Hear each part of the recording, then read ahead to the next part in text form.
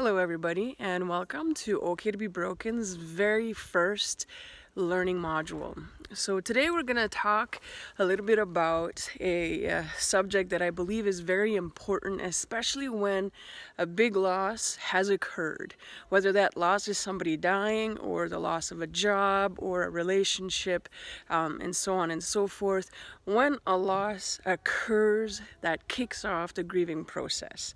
And so one question that I've heard my clients ask a lot, friends, family, I've even asked myself is my grief normal? And so that's what we're going to talk about today. We're going to talk a little bit about what does it actually even mean to have that question come up. Is my grief normal?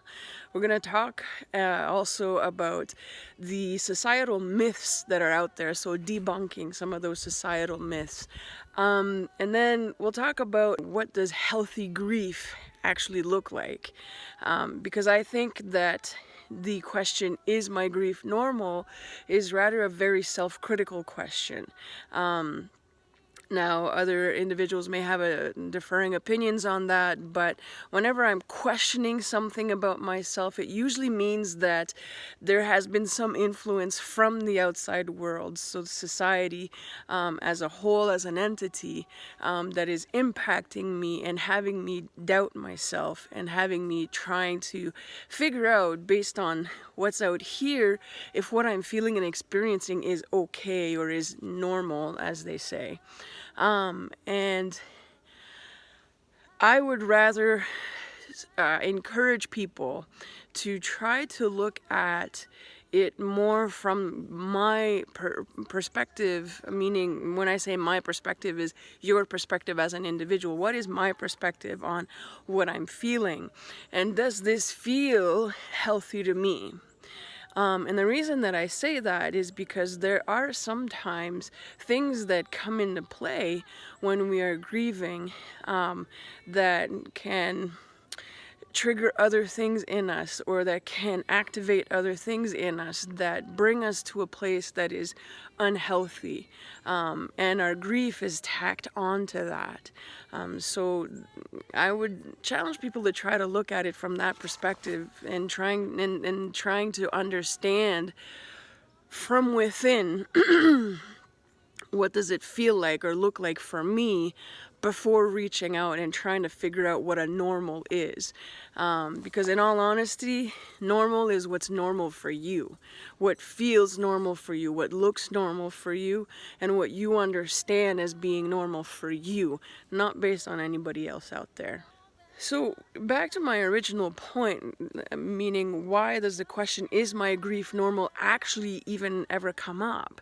And the reason that I believe that that comes up is because somewhere along the line in our experiential learning, we have learned that grief has a limit, or grief has a certain aspect to it, or certain things are grievable. And those we have all learned based on things that we've heard out in society in some way, shape, or form. It could have been comments, it could have been somebody making assumptions, or somebody's perspective on a death, or somebody losing a job, etc., that then causes us to put into question what we're feeling, and that's all based on what we've heard.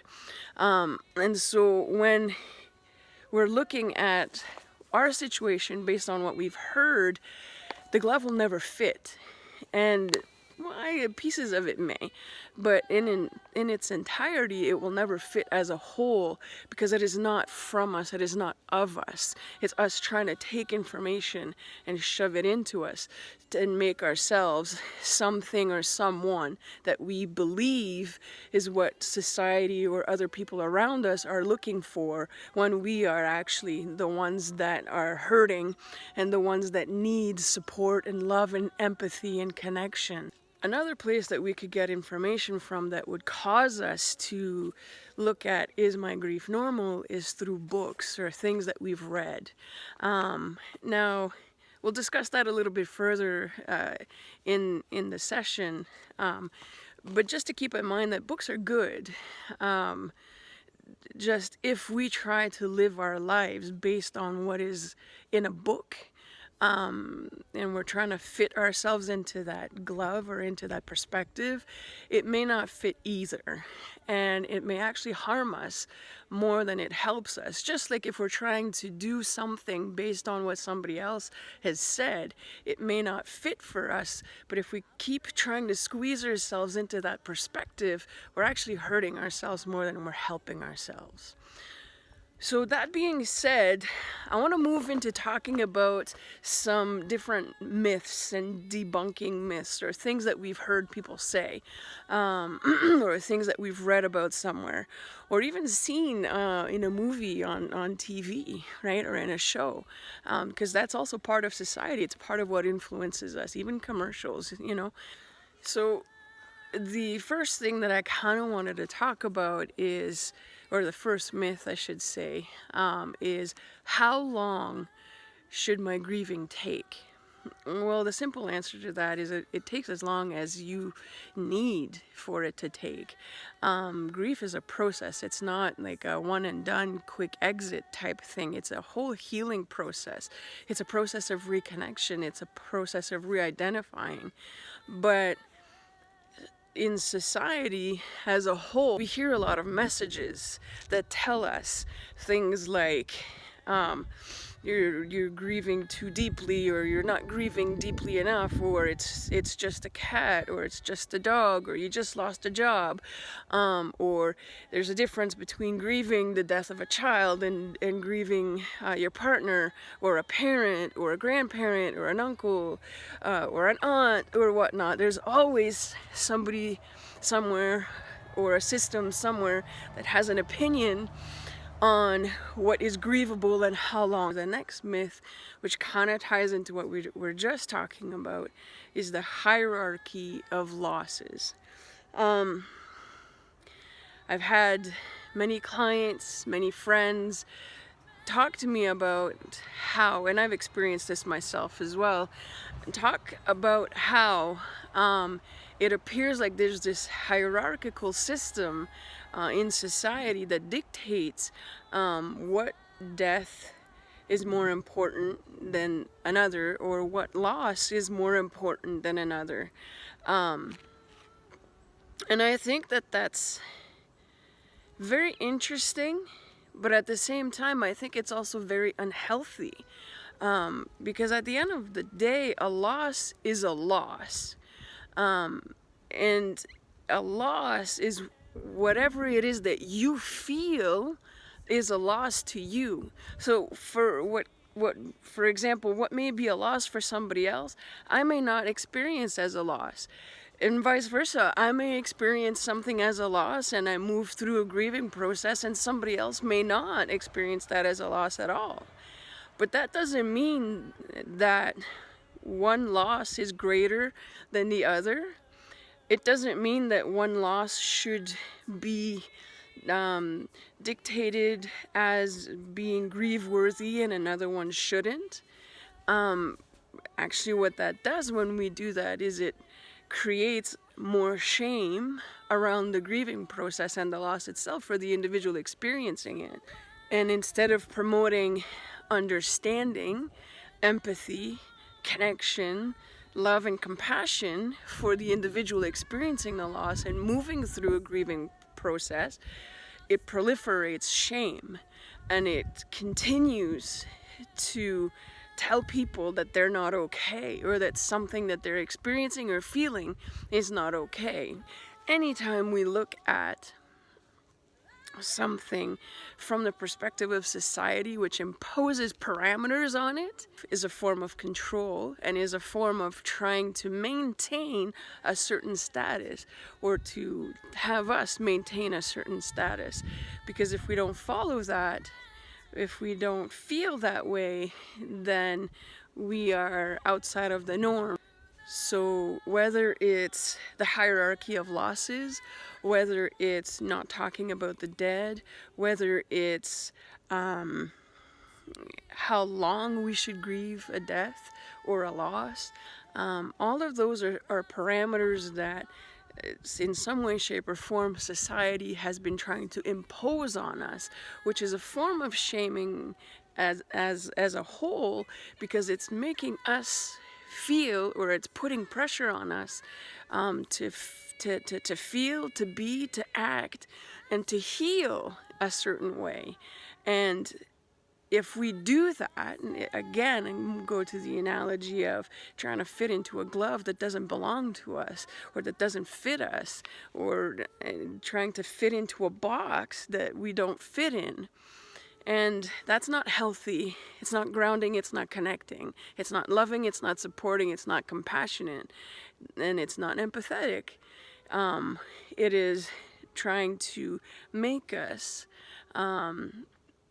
make ourselves small and needy of a system that doesn't really work. So the next thing that I wanted to talk about, because it kind of ties into the hierarchy of losses and not talking about the dead, which is the appearance of being okay. I don't know how many clients I've had, how many people I've talked to, whether it's friends, family, or otherwise, and you ask them, and you know that they're hurting, you know that they are needing connection, and that they're needing love and support and comfort in some way, but you'll ask them, how are you doing? And they'll say, I'm okay. Or I've had people tell me, I don't feel like I can cry, because if I do that, then I'll make somebody else feel uncomfortable. I don't feel like I can move through my process of grief and hurt and pain and express what it is in me that I feel I need to express so that I can heal and reconnect to myself, because if I do that, it makes other people uncomfortable. I can't say I'm angry, I can't say I'm sad, because it makes other people feel uncomfortable. I have to say I'm okay, and I have to look the part. And then I go home, go into my room, and that's where I fall apart. And I cannot stress enough how important it is for people to be able to share and to connect with other people. I've said it before in other videos. I'll say it again. Something that has stuck with me from one of my teachers has been a very simple message, which is we are hurt through relationship, we heal through relationship. And if we cannot create that connection, it kind of takes away from us being able to feel like we're seen, like we're heard, we're loved, we're supported, we are important to somebody, right? It takes that away. So if I am walking around and I'm hurting and I'm in pain, but I am putting on this mask or these masks that say I'm okay, all for the benefit of somebody else, it actually promotes a system of codependence, which says, you're okay, so I'm okay. Or I'm okay, so you're okay. Well, you know what? It's okay for me to not be okay, and you can still be okay. And what that means is that just because somebody is hurting doesn't mean that I have to jump into the hurting pool with them. No, it means that I can connect with them. I can be empathetic to their situation, to what they're moving through. I can ask them what they need, and I can help support them and love them, so that they are able to do what it is that they need to do for themselves to be able to heal. So that is a complete myth about the appearance of being okay. Just be how you are feeling, express what you need, and move through your process. Your process is not reliant on somebody else being okay. Your process is all about moving you to a place of being okay.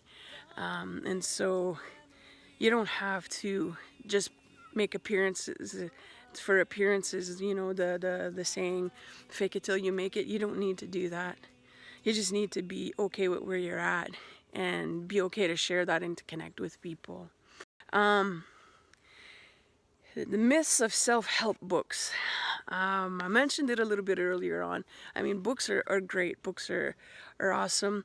Books are information.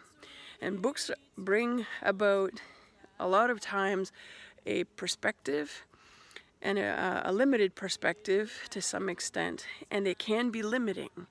I look at books as band-aid solutions for the most part.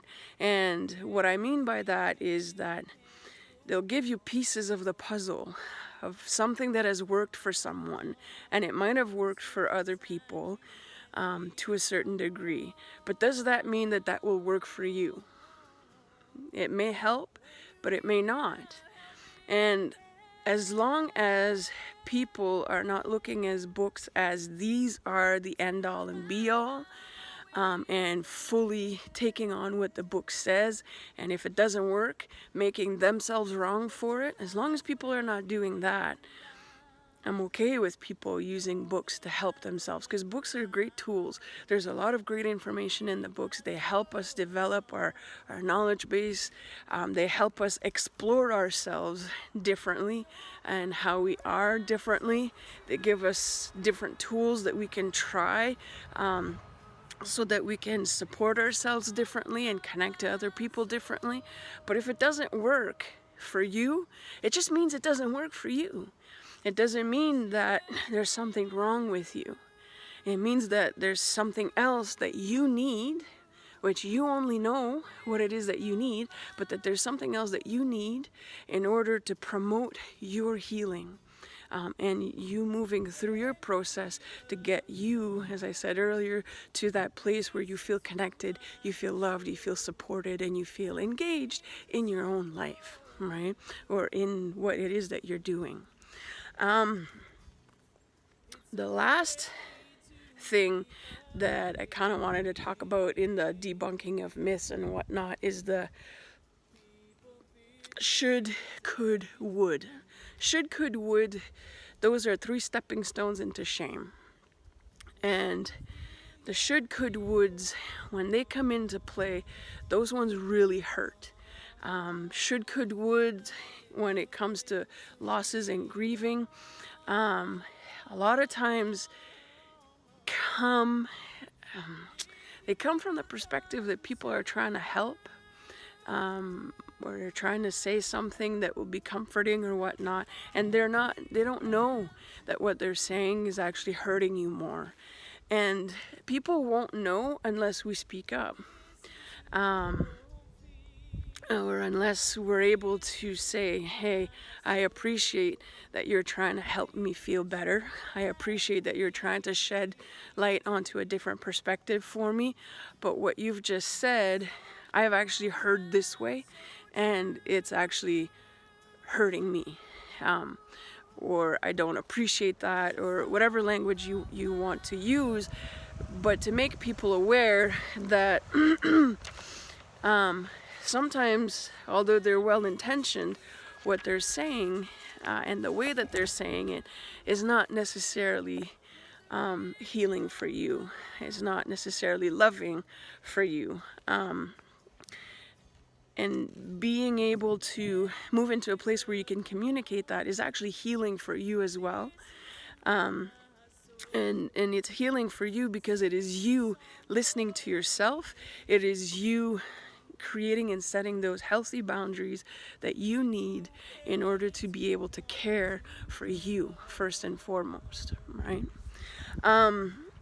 Should, could, would, as I said, are stepping stones into shame, and there's more than enough shame to go around. And we don't need to have more shame put onto us, either directly or indirectly, especially when we are in the grieving process, because grief on its own is heavy enough. But if we're also carrying with it all of the should, could, woulds that we've heard and seen in our lifetime, it makes it that much heavier. And one thing about shame is that it kind of attacks the heart of us.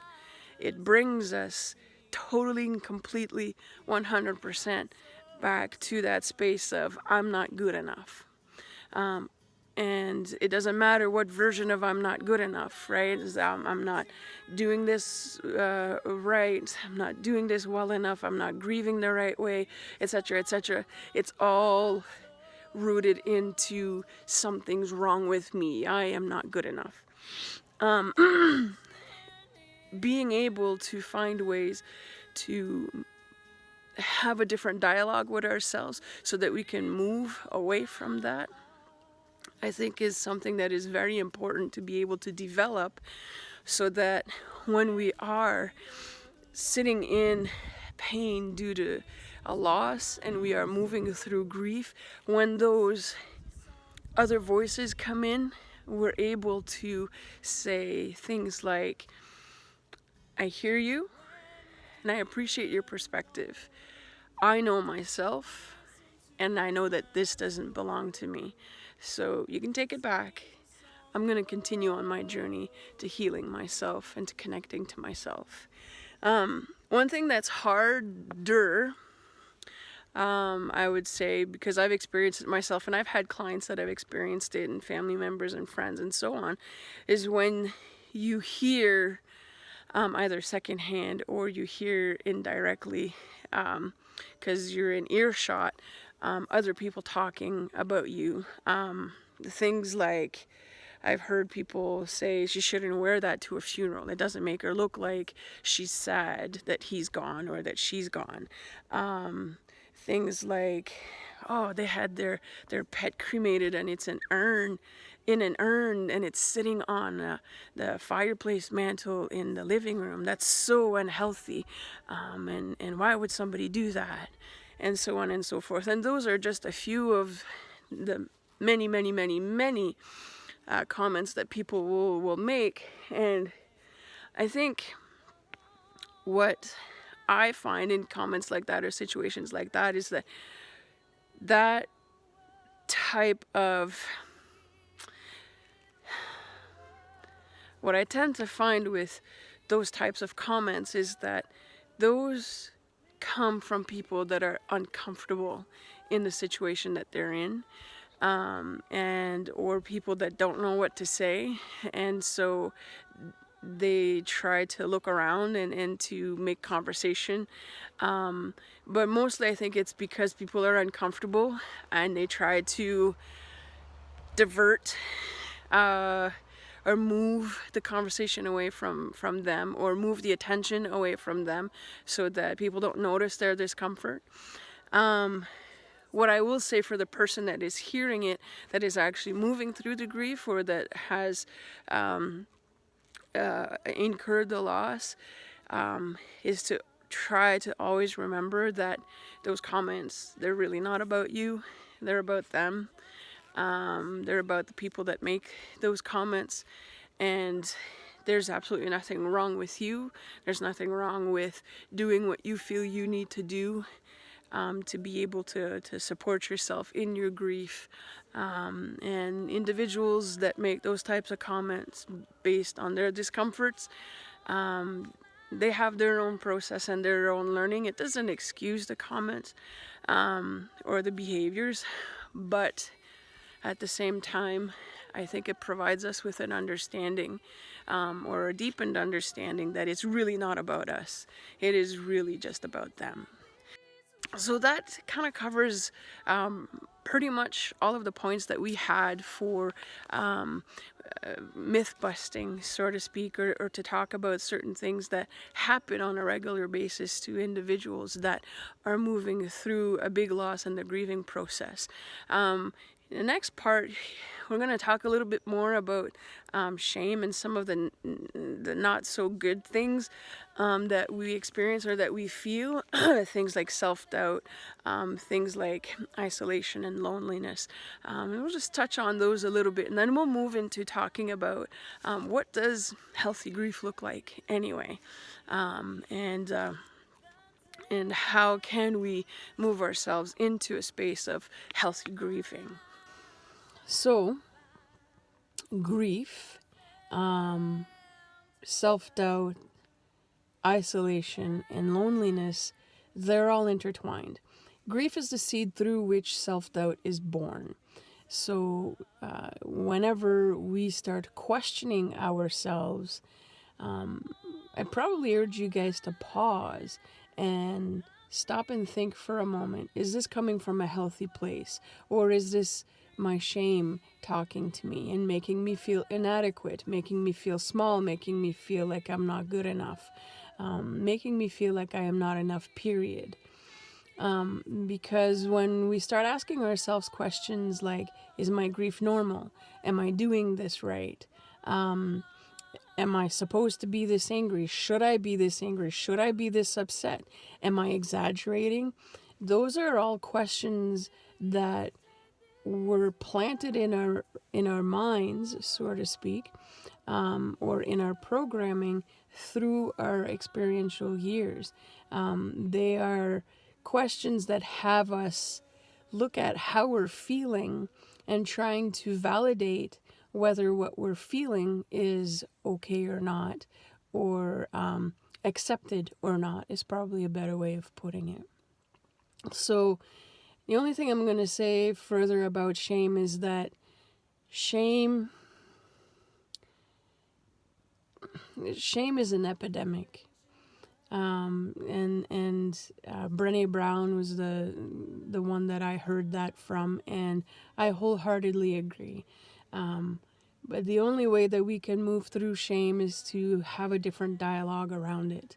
And when we start doubting ourselves, whether it be as we're moving through the grieving process or as we're moving through a self-discovery for self-development or self-betterment, whenever we come up against shame, is to have a different dialogue. Get curious about where this information is coming from so that you can then start busting your own myths about yourself.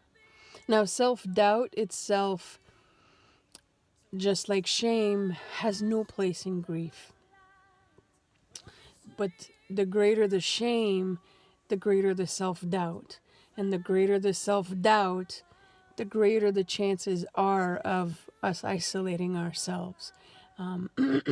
Because if we are feeling inadequate in our grief, if we are feeling inadequate in the way through which we are moving through our grief, we're not going to want to share that with people. We won't want to connect with others because of that. We're going to feel humiliated.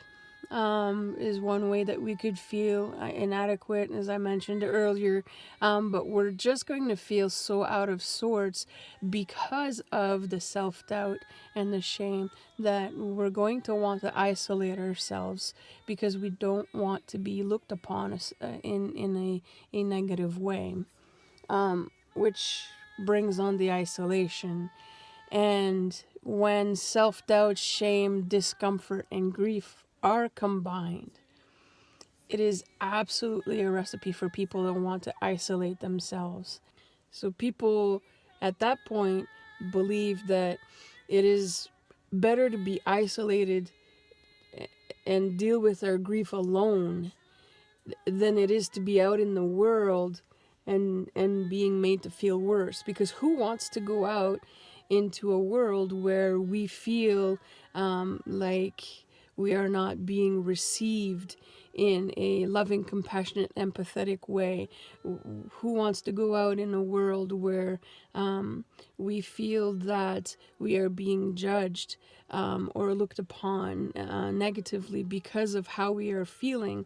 So self-doubt and shame cause that in people. They bring out those messages that are illusions, but we believe those messages because that's all we know. And when we are in that much pain and we are moving through that type of grieving process, combined with that pain, it is more challenging to see that those are illusions.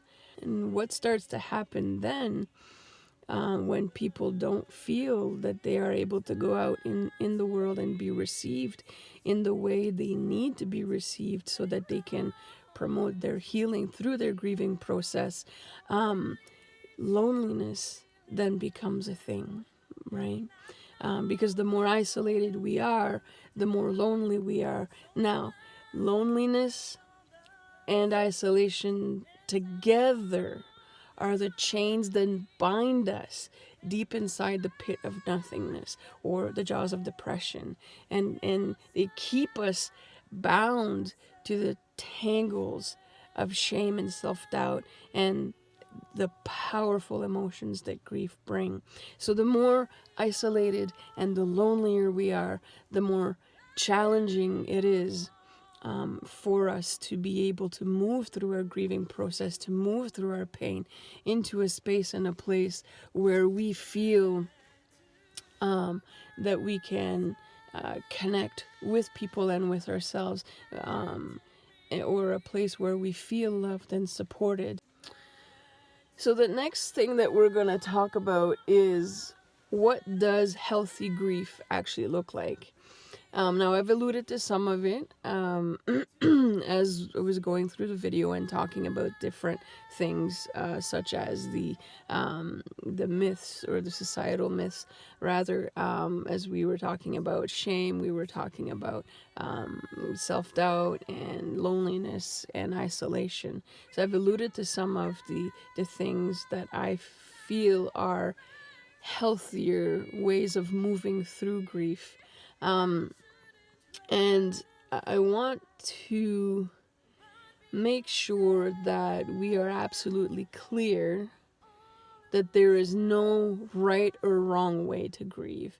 There's what I would prefer to call a healthier way, a more aware way, a more connected way, and a way that is coming from us versus coming from the outside in. Meaning following somebody else's directions on how we should move through our healing process. What I do want to suggest is that a healthier way to move through grief is to take on the mindset that there is no time limit.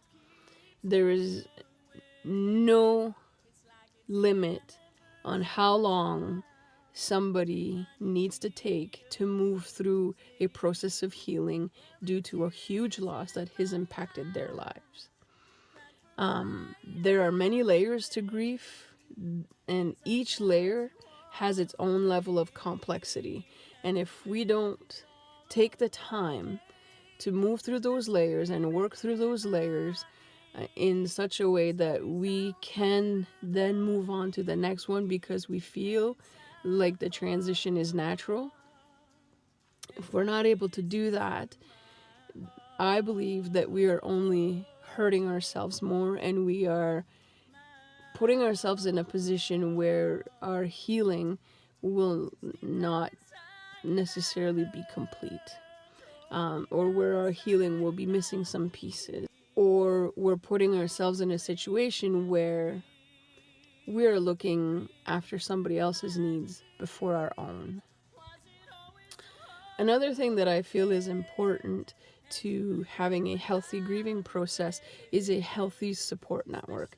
Now, a healthy support network is essential for you.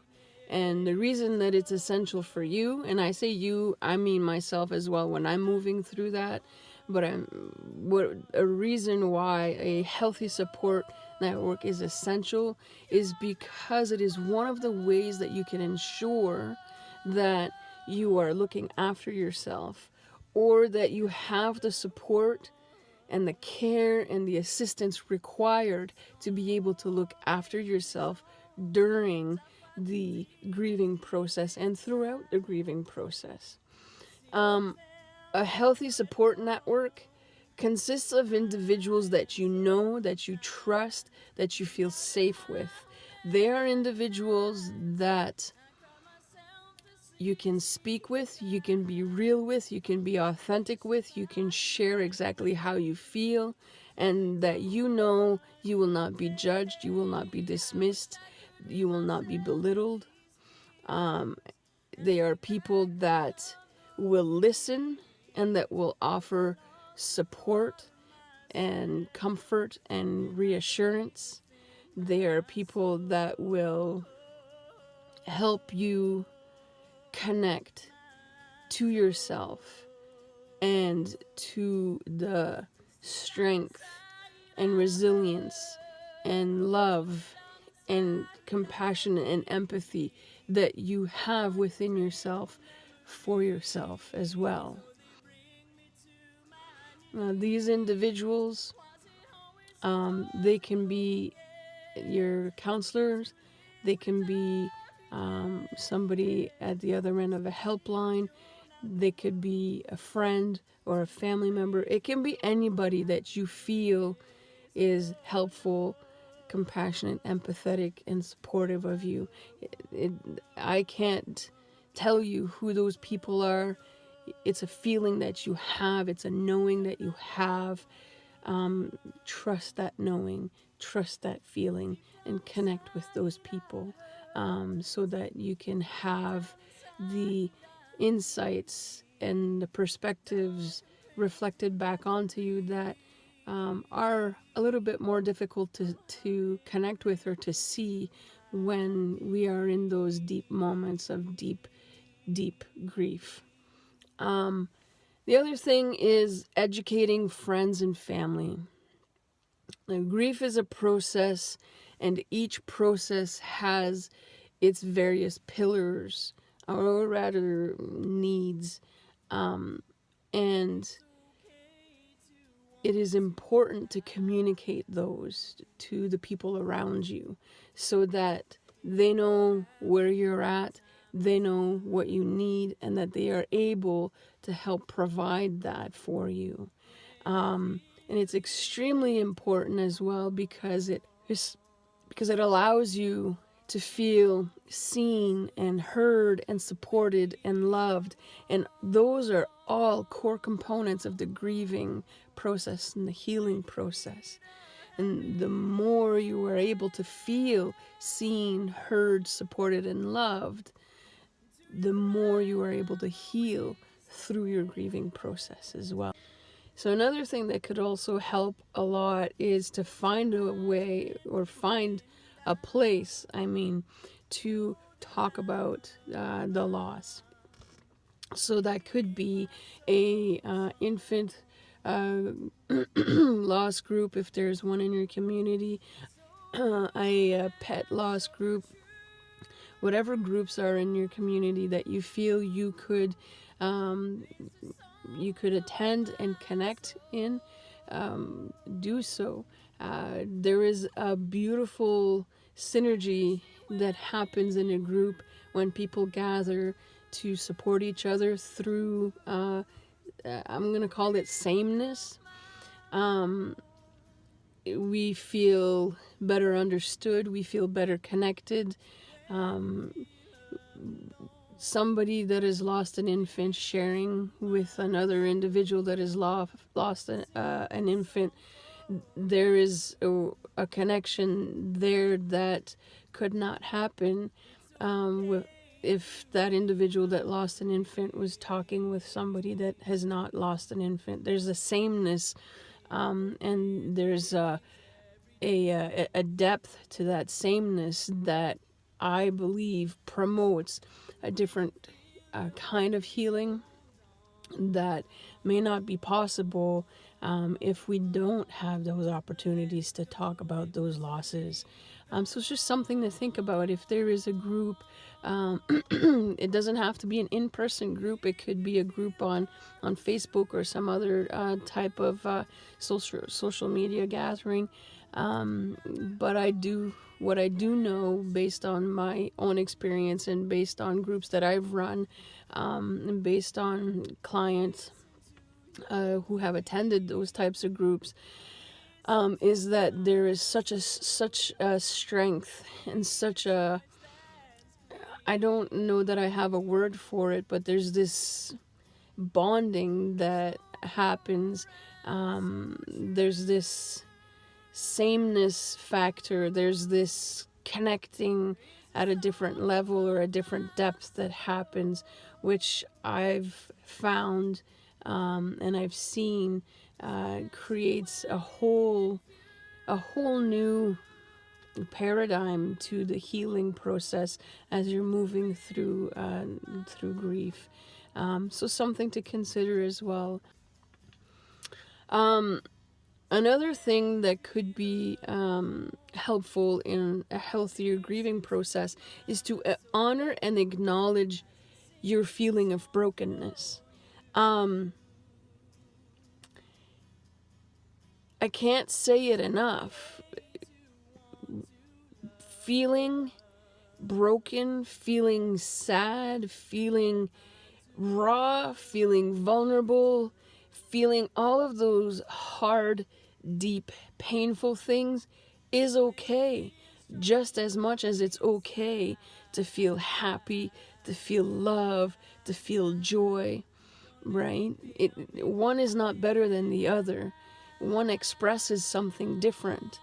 And when we are able to acknowledge and honor those feelings that we're having, we are then able to take them and dialogue with them and try to understand what it is that this feeling is helping us understand about ourselves in that moment. Another thing to remember is that the depth of your grief, and the depth of your pain reflects the depth of your love, your connection, your compassion, your empathy, your joy. It reflects the depth of your support, your comfort, your trust, your safety. It reflects all of that. And I think we forget that because we're not... I think we forget that because we no longer understand what is happening. Another thing to take into consideration would be that every loss is unique. Comparing one loss to another is not a practice that we need to engage in. Loss is to grief what wind is to the trees. Wind is wind, a loss is a loss. We don't need to compare them. And that when we get to that place of change, that's where we either reinvent ourselves or we open ourselves up to personal growth and we develop ourselves in a different way.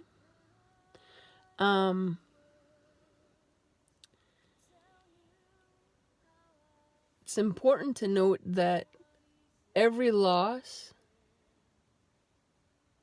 however, is